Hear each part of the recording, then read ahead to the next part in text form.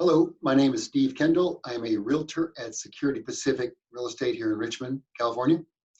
Last week, I did my very first video on one of the stories I've written. And to be honest with you, it was kind of an unnerving experience for me because I wasn't really sure how it was going to go. But it actually, surprisingly, turned out pretty decent. And I got a lot of good feedback. So if you were one of those people who sent the feedback, thank you so much for that. I want to share a story about a holiday memory today.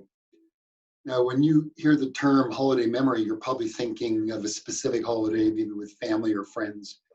The holiday I want to talk about is one I just recently was reminded of. It was a 4th of July weekend. So let me take you back to that. At the time, I was a sophomore in high school. And I had an agreement with my mom and dad that as long as I was on the honor roll, I was allowed to drive my dad's 1965 Ford Ranchero to school and wherever else was appropriate. Now, I just had my license not very long, so I was kind of a newbie at driving. And so my mom was a little protective of me, I guess, which I couldn't understand why. The Ranchero was kind of a sporty car or vehicle in its time. It had a 289 V8 engine, had a 3-speed on the column. It was a lot of fun to drive. I really liked that car. So I heard on this particular 4th of July weekend, I heard that there was going to be a party up at this reservoir that we would normally go camping. So I told my mom I wanted to go up there for the weekend and join the party and hang out, watch the fireworks displays. And my mom, in her infinite wisdom, said, no. And I said, well, why not? She goes, because it's the 4th of July weekend. There's going to be some crazies on the road, and I think it'd be best for you to stay home and stay safe. I wasn't thrilled with her answer, but I respected it. So I thought, okay. So I found out from some other friends there was going to be a party, a gathering down in Point Richmond. Now, the particular area in Point Richmond at the time was a neat little place. It wasn't that far from where we lived. And you go through this tunnel to go to this part of Point Richmond where they have a really nice beach and they've got a big park. And then it sits right on the San Francisco Bay. So you've got this panoramic sweeping view of San Francisco, Marin County, and of course, this gorgeous view of the bay. It's really beautiful there. So my youngest brother wasn't really doing anything, and he wanted to go with me. So we hopped in the Ranchero and we drove down to Point Richmond. So to get to that part, you have to go through this tunnel and going. So we went down there, we're driving around. I don't see any of my friends. I don't see any gatherings or any parties or, of course it was in the early afternoon, so it was way too early for the fireworks display. So we thought, well, let's just go back home and we'll come back later, check it out.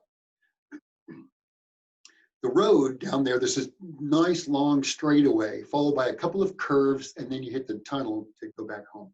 We're driving on this long straightaway, and I'm stuck behind this old guy who's going so slow, I could probably walk faster than what he was doing driving.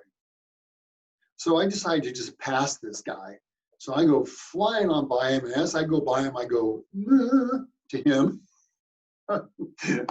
And we were flying down this road. We got the windows rolled down. We got the music blasting. It's a hot summer day. We got the wind in our face. Ah, it was wonderful. And all of a sudden I see the curve quickly approaching. And I'm thinking, uh-oh, I think I better slow down. So I start to slow down and I hit the curve going too fast. And I kind of overcorrected. So the rear end of the Ranchero starts to drift. So I hit the brakes. I skid right across the oncoming lane, right up on the sidewalk. I hit a telephone pole head on. Now, before I continue, let me tell you about the safety features that come with a Ford Ranchero 1965 version. None. There's no seat belts. There was this big bench seat. The steering wheel was hard as a rock, and the dashboard was made of steel.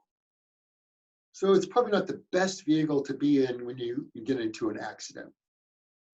So when we hit the telephone pole, miraculously, the pole was so rotten that it completely sheared off. And we stopped I look over my brother. I say, "Are you okay?" He says, "Yeah, I'm fine." So I'm looking up in my windshield, and here's this telephone pole dangling up above us. The only thing that holding it there in place were the wires. So I jump out to look at the front end. I'm sure the front end's bashed in. Nothing. It had some scuff marks on the bumper from the telephone pole and nothing more. So one of the motorists who happened to be driving by saw what happened. He yelled out, and he goes, "I'll call the police and get them down here." And I'm thinking, great, and I'm going to get arrested and thrown in jail. And so I'm standing out there, and who drives up but the old man that I had passed earlier? He looks at me, he sees the ranchero sitting with his telephone pole hanging 45 degrees above us. And he goes, "Nah." I had it coming. I guess my mom was right. There were some crazies on the road that day. So to wrap up the story, miraculously, my brother and I weren't hurt at all, which was very lucky. The truck, the rancher, sustained no damage whatsoever. When the police came, they took my report, and the officer was really kind of sympathetic and very kind. And he said, "I'm not going to give you a ticket. However, I'm going to give you a warning. Please slow down, take it easy." And I said, "Yes, sir." So when I got home and told my parents, of course, I got in trouble and got put on restriction. But the thing that was really worrying me the most was when I had to contact the power pole company to let them know what I had just done.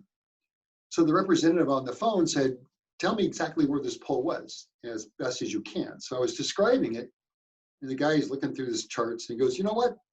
I know we are aware of that pole. That pole was completely rotted. We have it on our schedule to remove it and replace it." I said, "Well, guess what? You don't have to remove it because I've already done it for you."